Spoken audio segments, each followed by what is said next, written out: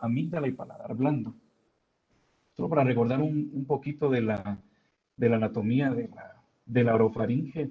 eh, la lengua se limita anteriormente, o sea, por delante de las papilas caliciformes en sentido lateral por los surcos glosoamigdalinos y posteriormente por la epiglotis.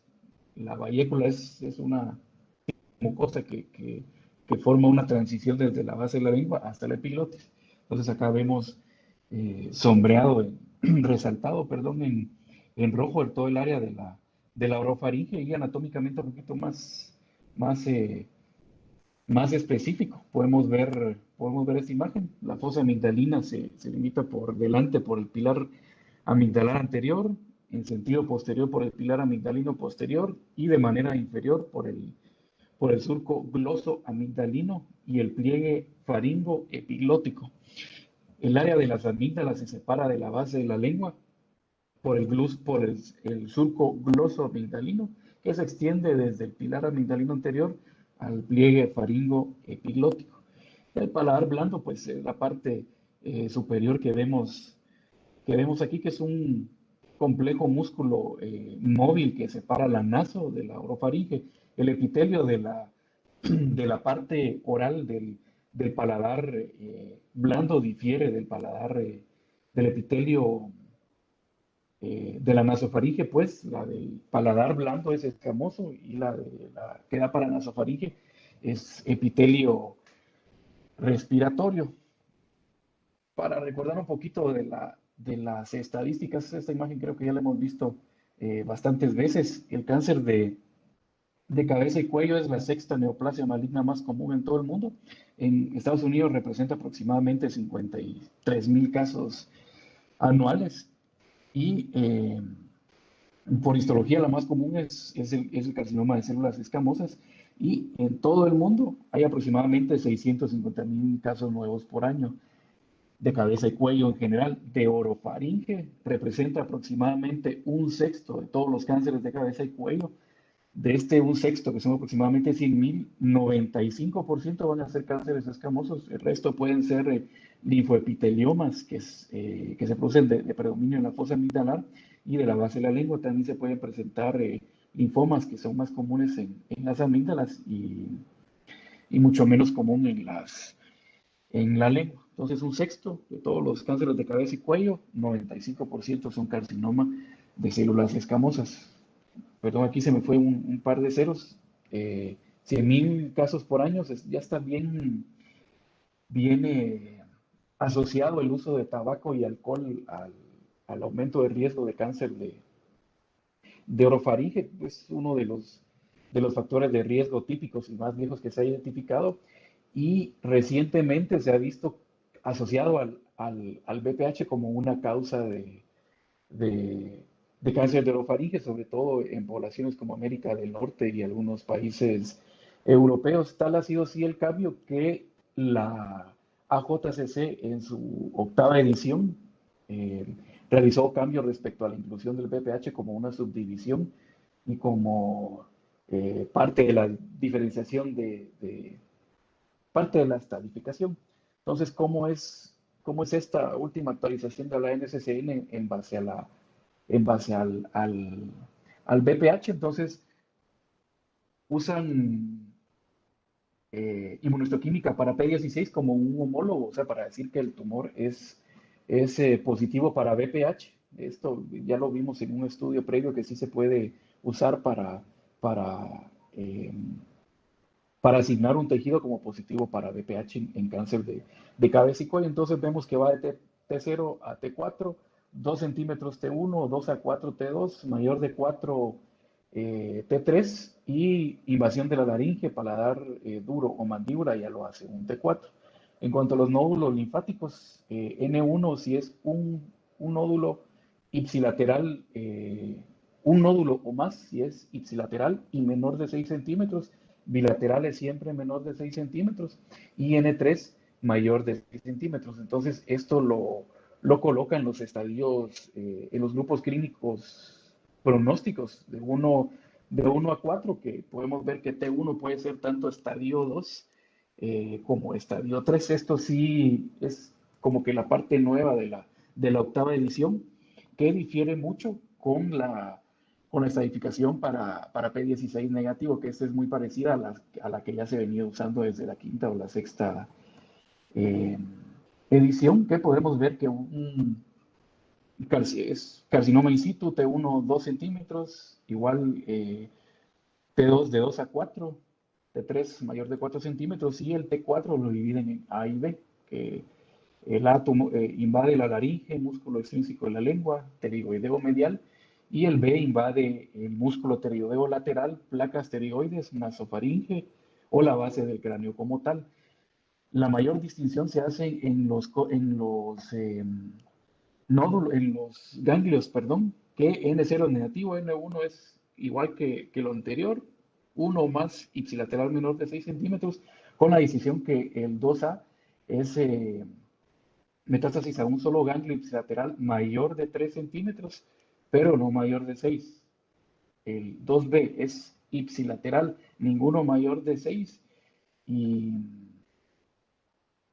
ninguno mayor de 6 y con extensión extranodal negativo. Ahí importante porque estos son varios estudios, ahorita los vamos a presentar. La N2C es en metástasis a los ganglios contralaterales o bilaterales, ninguno mayor de 6 centímetros, pero eh, con extensión extranodal negativo.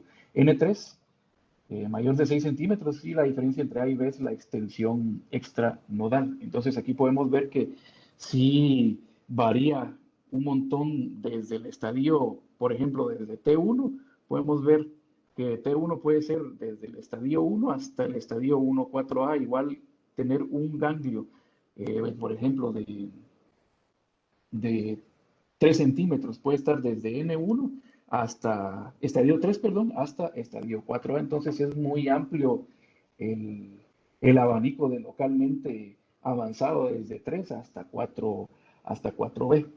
Entonces, la comparación podemos ver que mucho de la compactación, si lo podemos ver así, es en los nódulos, en los ganglios linfáticos que los meten en un solo grupo. ¿Por qué se hizo esto? La NCCN, perdón, partió de este estudio publicado en Oral Oncology en noviembre del 2016. Entonces, ellos se comenzaron a dar cuenta que al investigar el BPH en los tejidos tumorales de la orofaringe era extremadamente común y en algunos estudios previos a este ya habían revelado el BPH como un factor pronóstico específico para los tumores de orofaringe. Entonces se dieron a la tarea que al, al ver que un nódulo, que el resultado patológico de un nódulo no diferenciaba la supervivencia si era BPH positivo o negativo, entonces trataron de hacer un nuevo sistema de estadificación. Entonces, los datos se reunieron a partir de una cohorte con P16 negativo que abarcaban todos los estadios, exceptuando M1, o sea, etapa clínica 4. Fueron 704 pacientes en 5 centros diferentes, con diferentes combinaciones de T y, y de N. Entonces, esto arrojó a todos los pacientes en 3 grupos. El estadio 1, que era un tumor T1 y T2 menor de 4 ganglios, un segundo grupo que era T1 y T2 mayor de 5 ganglios y un T3 y T4 menor de 4 ganglios. Y el tercer grupo era T3 y T4 mayor de 5 ganglios, con un pronóstico, mientras más incrementaban los ganglios, pues era, eh, disminuía la supervivencia global. En el primer grupo, recordemos, menor de 4 ganglios, 90% a los 5 años, 84 a los 5 y 48 respectivamente. Entonces, perdón.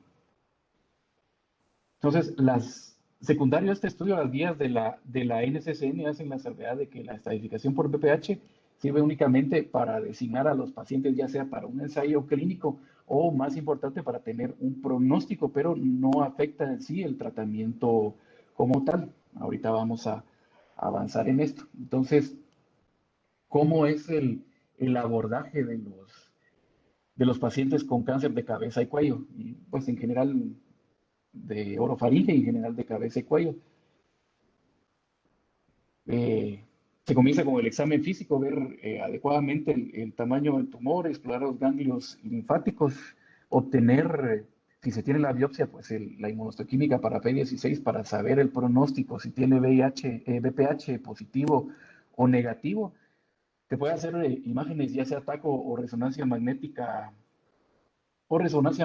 general. La reso se prefiere sobre la talla en los cánceres de cavidad oral, en los que se sospecha invasión a hueso o que tenga múltiples amalgamas en las piezas dentales y que causen artefacto en la TAC, o que sea de nasofaringe con extensión a la base del cráneo, o que sospechemos de una invasión neural o en cualquier parte de cabeza y cuello, pero que tenga síntomas neurológicos. Entonces, en general, eh, se puede usar la tomografía, ¿verdad?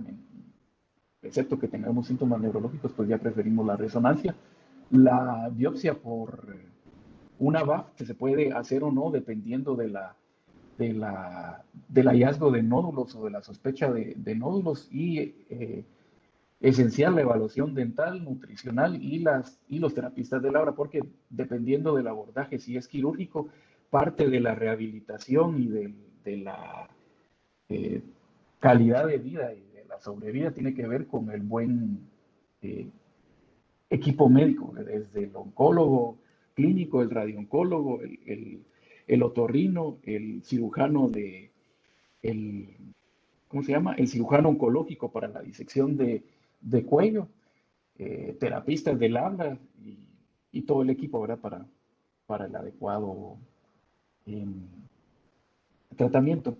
Entonces, ¿cómo es el tratamiento para el estadio temprano? Entendiendo como tal el estadio temprano, como ya vimos que la NCCN lo divide en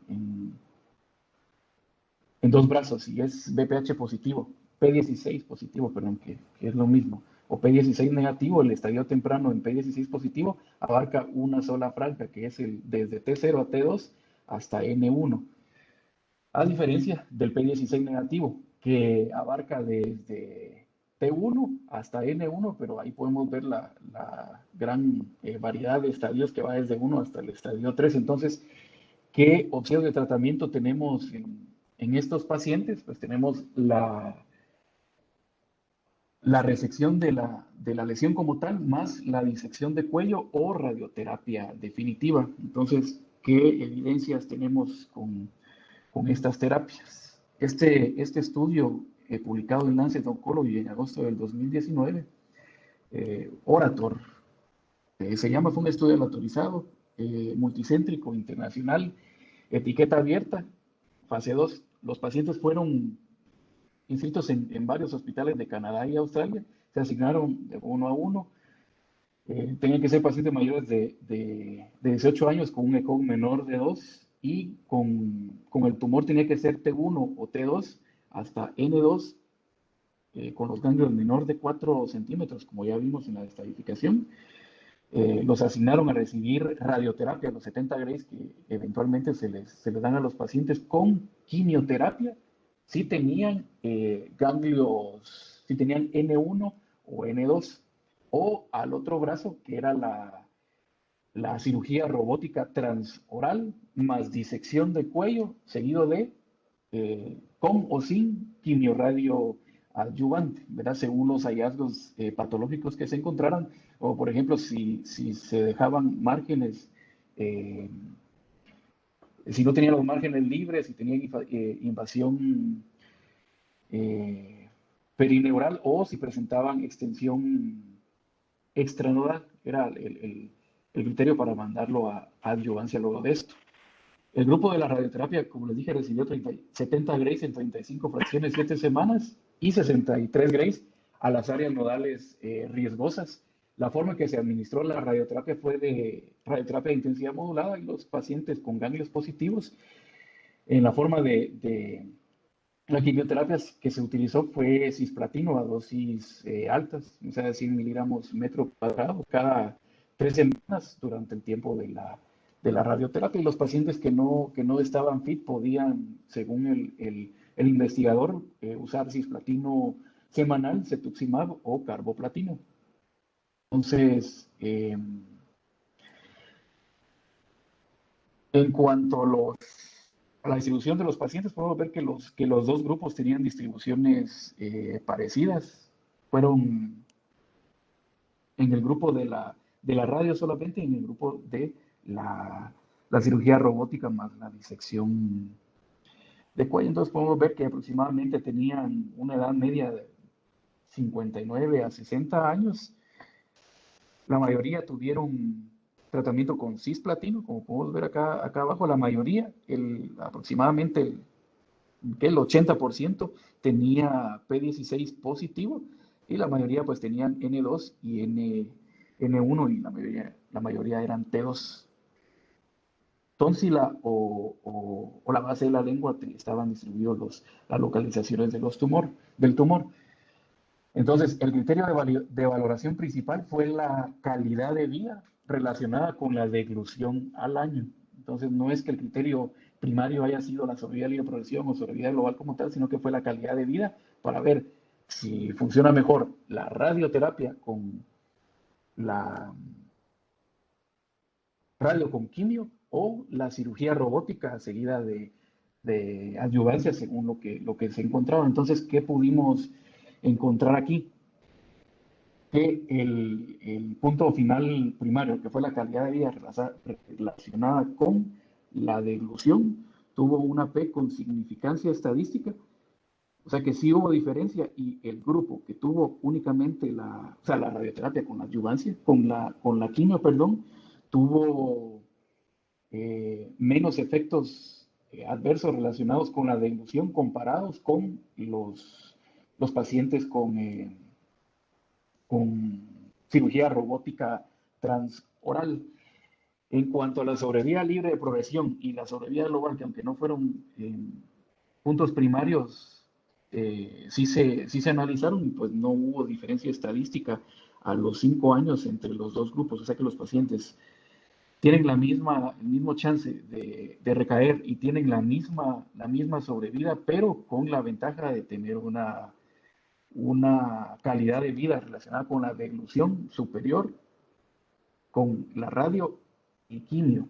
Entonces, ya sabemos que los pacientes en estadios temprano, independiente, bueno, aunque aquí sí se vio que era P16 la mayoría, pero independiente si son positivos o negativos para papiloma, podemos ver que el hecho de usar radio concomitante superior a la cirugía robótica, que yo creo que aquí eh, pues en el ICSI no contamos con cirugía robótica. Me imagino que al hacerlo con cirugía eh, convencional, pues el resultado ha de ser superior.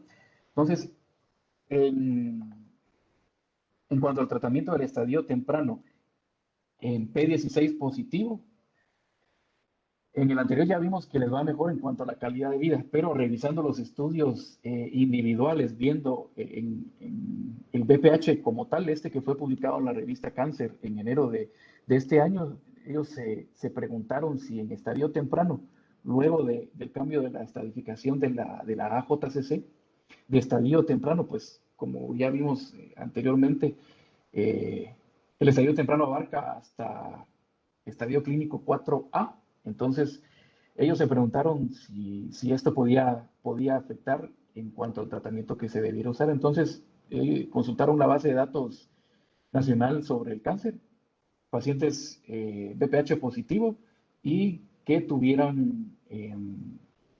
que fueran estadio temprano según la AJCC de la séptima edición, o sea, la edición anterior a esta. Entonces, vieron casos del 2010 al 2014 y recibieron radioterapia definitiva junto o sea, concomitancia versus la radioterapia. Entonces, en cuanto a las características basales de los pacientes, los que fueron a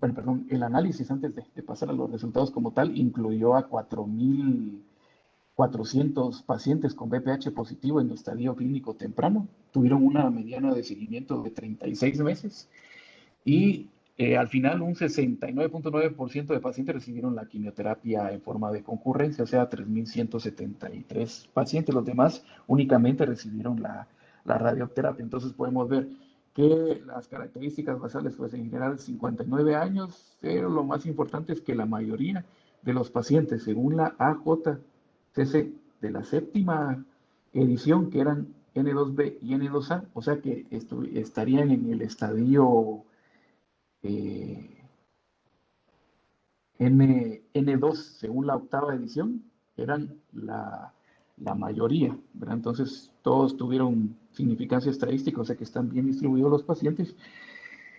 En cuanto a los resultados en el análisis univariado del estudio, podemos ver que, que los pacientes, sobre, bueno, el N0 no tuvo significancia, tuvo un hazard ratio de 1, o sea que en cuanto a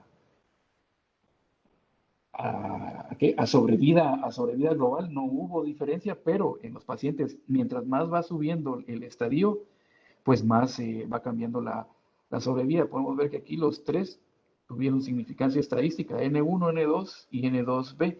Y en cuanto a la sobrevida eh, global, pues sí hubo diferencia a los 60 meses, a los 36 meses, perdón, que fue el seguimiento que se les dio a los pacientes con una P significativa. Entonces, la sobrevida global de los pacientes aproximadamente a los 6 meses fue del 80% para los pacientes que tuvieron la quimiorradiación versus el 78% de los pacientes, el 74%, perdón, de los pacientes que tuvieron la radiación únicamente. Entonces, ya en la gráfica de Forest Plot podemos ver lo que repetíamos anteriormente. Entonces, ya comparando la AJCC de la octava edición con la séptima edición, podemos ver que los que son N0, pues no está a favor únicamente de la radioterapia sola, pues va en relación con el tamaño, con la invasión del ganglio, ¿verdad? Los que del estudio que habíamos visto anteriormente, y todos los demás, el N1 acá, el N2 y N2B, están a favor de la quimioradio, independiente de la edad del paciente, independiente de la localización en donde esté el tumor, estamos a favor de la quimioradio. Entonces, con los estudios que vimos anteriormente, estos dos estudios, ya sabemos que en estadio temprano, independiente, si el paciente es BPH positivo, les va mucho mejor con la concomitancia con dosis altas de cisplatina. En este estudio de impacto de la quimiorradiación concomitante en la sobrevida de los pacientes con cáncer de cabeza y cuello, que eran T1, a T2 y N1, este estudio se publicó en Cáncer de igual manera, solo que unos años antes, en el 2017. Entonces, el protocolo fue el mismo. Se analizó pacientes de la base de datos de la base de datos de cáncer con carcinoma invasivo de células escamosas que iban de T1 a T2 y N1, solo con la diferencia que aquí evaluaron orofaringe, laringe, hipofaringe, y fueron diagnosticadas entre 2004 y 2012. Un total de 5.000 pacientes con cáncer orofaringio y con todos los demás tipos. La mediana de seguimiento aquí fue un poquito más larga, fue de 56 meses. Las características basales de los pacientes, podemos ver que en general tiene una buena distribución, tiene una P significativa, la mediana estaba en aproximadamente 60 años. Es importante, el 60% de los pacientes tenían una enfermedad T2 y la mayoría, el 67%, estaban localizados en la orofaringe. Entonces, en cuanto a los resultados, podemos ver a la izquierda en las curvas de sobrevida global que a los, de 50, a los 60 meses, por ejemplo, la sobrevida global es superior en los pacientes que tuvieron concomitancia. Entonces, el 68, perdón, aproximadamente el 70% de los pacientes estaban vivos a los 60 meses, comparado con el 55%, con el 55% de los pacientes que recibieron radioterapia sola. Entonces, independientemente de qué parte, cabeza y cuello, si es laringe, hipofaringe o u orofaringe, la concomitancia con dosis altas de cisplatino sigue siendo el estándar. Entonces, en el análisis de subgrupo, de igual manera se vuelve a repetir, independiente de la edad, pues aquí la raza sí se desvió hacia la radioterapia, pero probablemente por la cantidad de pacientes, porque únicamente serán 69, pero de los tres lugares, hipofaringe, orofaringe o laringe, los tres estamos a favor de la quimio radio en la orofaringe con un hazard ratio de 0.5. Entonces se vuelve a repetir el, eh, el, ¿qué? La indicación de que los pacientes con eh, cáncer de orofaringe, pues que no es quirúrgico y se le puede dar y que se compara radio sola con quimio radio, superior es la radioterapia. Entonces, derivado de estos estudios y de otros estudios más que no se tocarán el día de hoy, la NCCN pues da estas sugerencias de tratamiento independientes si son BPH positivo o negativo en estadios tempranos, ¿verdad? De T1 a T2N1 en ambos. Entonces, lo que vimos en el primer estudio, radioterapia definitiva, si el tumor pues es pequeño, si hay resección y si hay factores de riesgo como los bordes, si en la disección ganglionar tiene extensión extranodal, pues esto ya es indicativo de darles concomitancia luego de esto. Esto es en el estadio eh, temprano, P16 negativo. Siendo esta positivo, pues casi no cambia el algoritmo. Como pueden ver, todas son categoría 2B. Entonces, básicamente, si el paciente eh, no es posible la resección por algún motivo, por ejemplo, ahorita en los tiempos de COVID, pues el usar concomitancia con platino y con radioterapia, pues eh, es una buena opción. Ahora, en cuanto al tratamiento del localmente avanzado, de igual manera, la NCCN hace la distinción para P16 negativo y positivo, y se vuelve a repetir lo anterior. El abanico de localmente avanzado va desde T3 o T1 o T2N1 en P16 hasta N3 en estadio 4B. Entonces podemos ver que sí es bastante amplio, a diferencia del P16, que vemos que un T1, un N3, pues ya automáticamente lo vuelve localmente avanzado. Entonces, en este contexto localmente avanzado, resecable o no resecable, eh, ¿qué opciones tenemos? Tenemos la concurrencia con la radio y dosis altas de cisplatino, resección y disección de cuello más adyuvancia o inducción, quimioterapia de inducción, más radioterapia o concurrencia luego de esto. Entonces, ¿qué evidencia tenemos para la concurrencia en el estadio avanzado? En este estudio publicado en la JCO en el 2004, se, se publicaron los resultados de la sobrevida global a los 5 años y la toxicidad tardía de un ensayo clínico que eh, ya se había reportado antes, pero con la actualización de 3 años. Entonces, lo que se publicó fue la sobrevida global, el control locorregional y la sobrevida libre de progresión en pacientes que tenían carcinoma de orofaringe, estadio 3 o 4. Utilizaron radioterapia concomitante en un brazo en comparación con la terapia sola en otro brazo. Entonces, en total fueron 226 pacientes, aleatorizado, multicéntrico, fase 3, que comparó la radio en las dosis que ya habíamos mencionado antes, que son 70 Grays en 35 fracciones, o la radioterapia concomitante 70 Grays en 35 fracciones, sumado a 3 ciclos de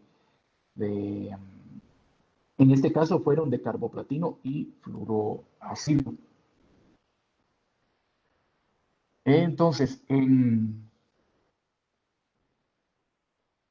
no, aquí me quedó esto atrás.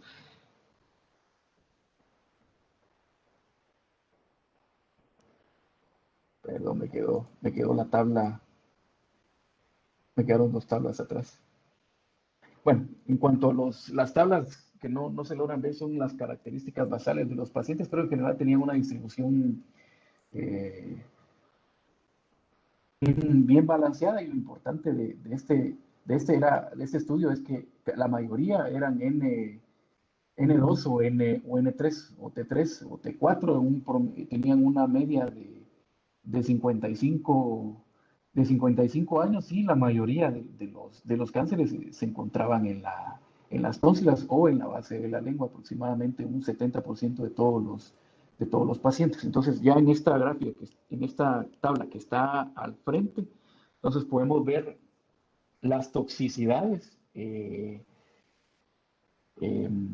tardías en todos los pacientes, en grado 3 y grado 4. Entonces podemos ver que los pacientes que tuvieron eh, radioterapia sola, pues tuvieron un poquito menos de alteraciones en el sabor, en la mandíbula, en los dientes, xerostomía,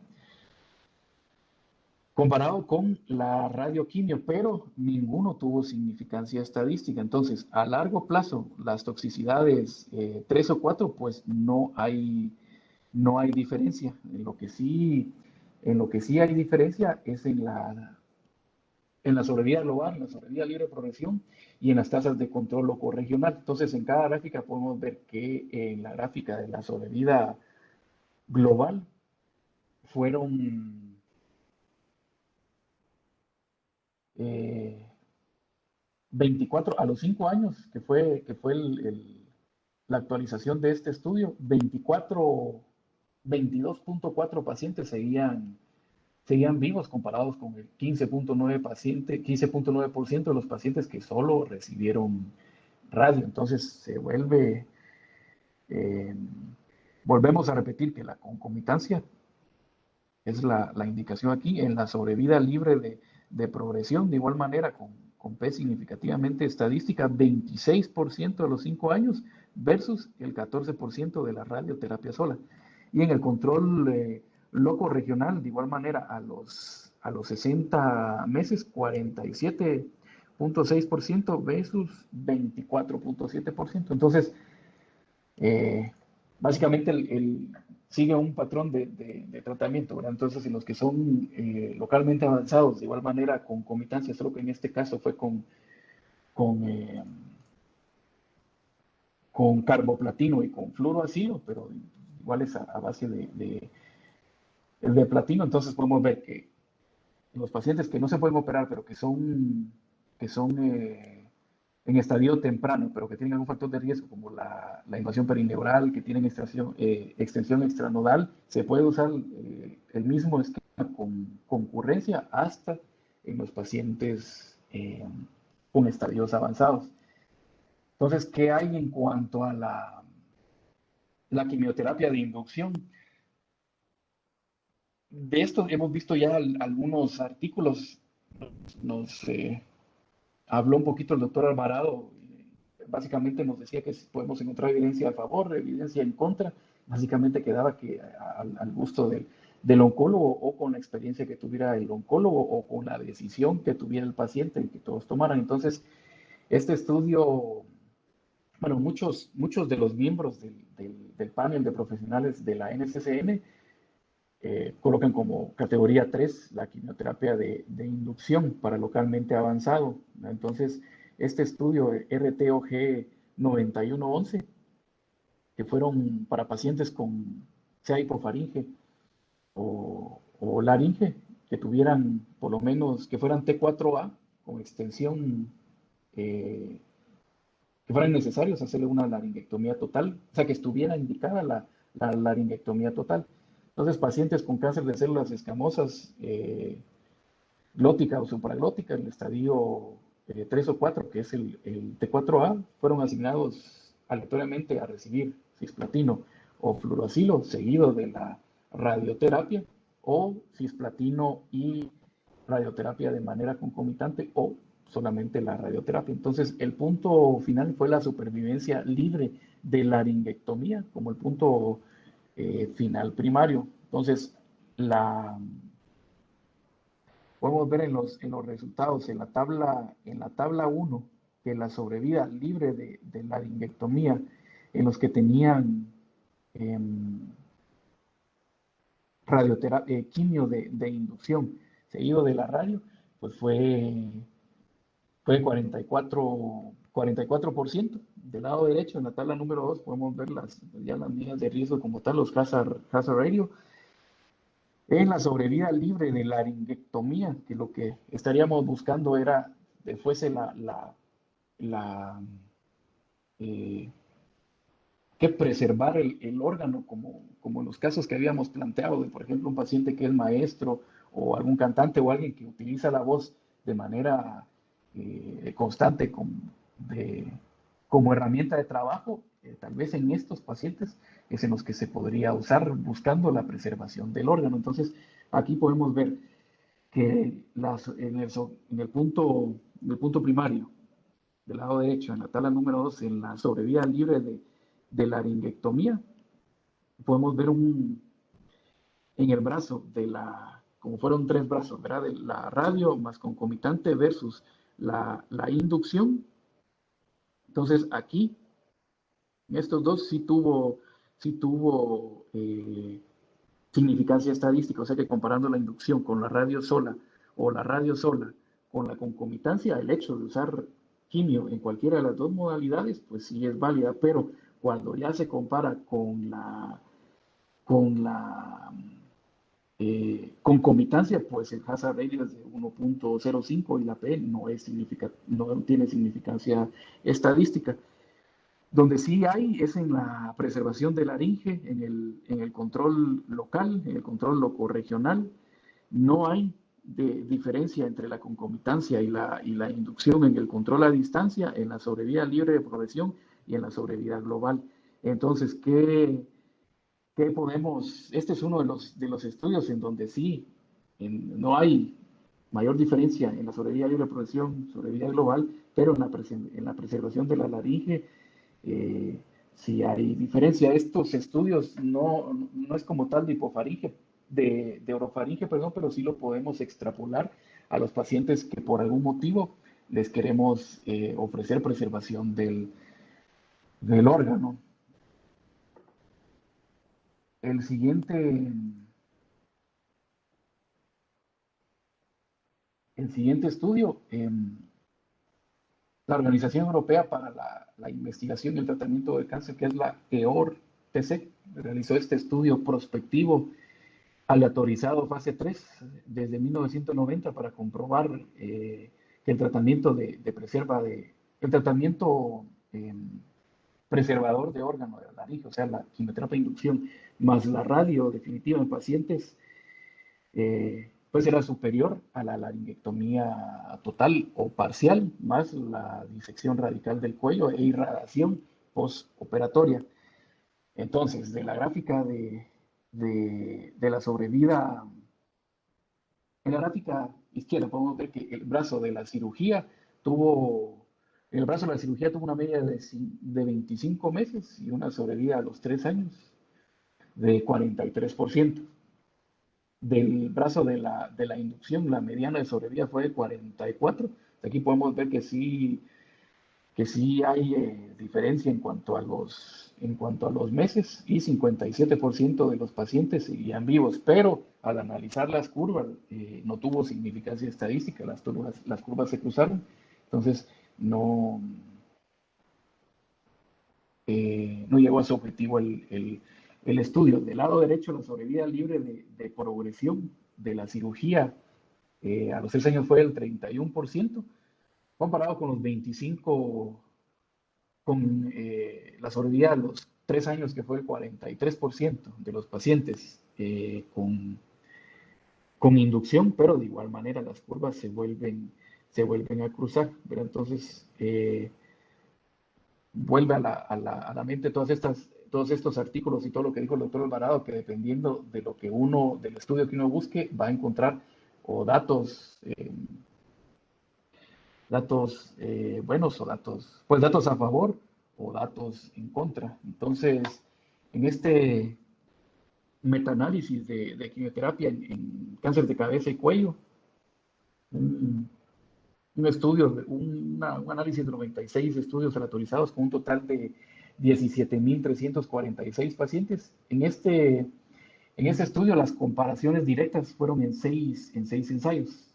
Eh, Mostraron un beneficio más profundo de la quimioterapia concomitante en comparación con la quimioterapia de inducción. Fueron 50 ensayos de terapia concomitante. Entonces, la razón de riesgo fue de 0,81 a favor de la terapia concomitante, con un beneficio absoluto del 6,5% a los 5 años. Entonces, en la gráfica A podemos ver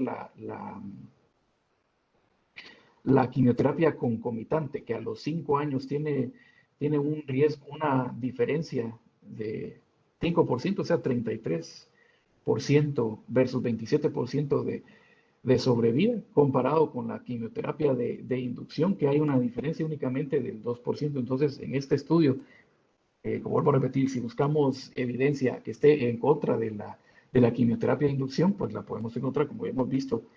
Todos estos estudios nos muestran que la evidencia está en algunos parámetros a favor de la quimioterapia de inducción, pero la gran mayoría están a favor de la quimioterapia concomitante, a menos de que fuese el, la neoplasia de laringe y nosotros queramos la preservación del órgano, pues en ese caso sí podríamos buscarlo, dejarlo como una